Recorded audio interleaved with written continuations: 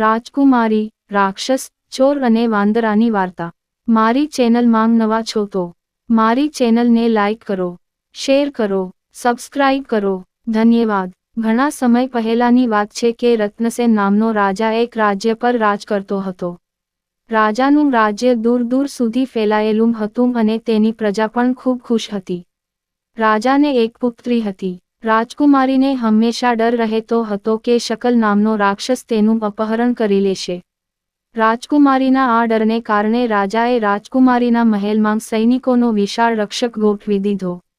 એક દિવસ એક રાક્ષસ ગુપ્ત રીતે રાજકુમારીના ઓરડામાં પહોંચ્યો અને એક ખૂણામાં બેસીને રાજકુમારીની વાત સાંભળવા લાગ્યો। રાજકુમારી તેના મિત્રને કહી રહી હતી, આ દુષ્ટ શાર્ક મને ખૂબ પરેશાન કરે છે। તેનો કોઈ ઈલાજ શોધવો જરૂરી છે।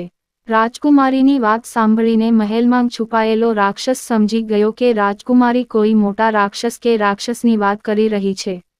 કદાચ આ રાક્ષસ તેનાથી પણ મોટો છે। કોઈક રીતે આપણે આ રાક્ષસની શક્તિ વિશે માહિતી મેળવવી જ જોઈએ। આ વિચારીને રાક્ષસ ઘોડાનું રૂપ ધારણ કરીને તબેલામાં સંતાઈ ગયો।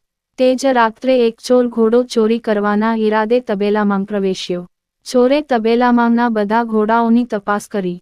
બધા ઘોડાઓમાં ઘોડા જેવો રાક્ષસ તેને સૌથી મજબૂત અને સુંદર દેખાયો।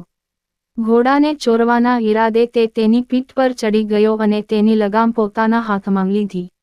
ઘોડા જેવા રાક્ષસે વિચાર્યું કે તે ચોક્કસપણે શાકલ રાક્ષસ છે જે મને મારવાના ઈરાદે મારી પીઠ પર ચઢ્યો હતો।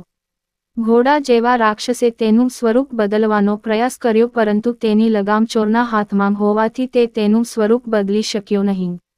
ચોરના હાથમાંથી ચાબુક મળતાં જ ઘોડા જેવો રાક્ષસ દોડવા લાગ્યો।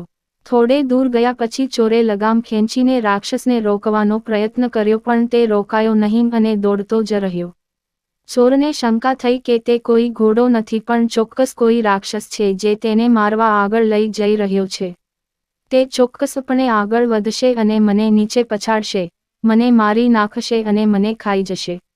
દોડતી વખતે ઘોડા જેવો રાક્ષસ એક વિશાળ વૃક્ષ નીચેથી પસાર થયો। ચોરે તે ઝાડની ડાળી પકડીને લટકાવી દીધી અને ઘોડા જેવો રાક્ષસ ઝાડ નીચેથી પસાર થયો। જે ઝાડ પર ચોર હતો તેની ડાળી ઉપર એક વાંદરો બેઠો હતો। વાનર ઘોડા જેવા રાક્ષસનો મિત્ર હતો। પોતાના મિત્રને આ રીતે ભાગતો જોઈને વાંદરાએ તેને બૂમ પાડી, દોસ્ત, આ કોઈ રાક્ષસ નથી પણ એક સામાન્ય ચોર છે। જો તું ઈચ્છે તો થોડીવારમાં તેને મારીને ખાઈ શકે છે। વાંદરાના આવા શબ્દોથી ચોર ખૂબ ગુસ્સે થઈ રહ્યો હતો। જ્યારે વાંદરો આ રીતે વાત કરતો હતો ત્યારે તેની પૂંછડી નીચે લટકતી હતી અને ચોરના મોં સુધી આવતી હતી।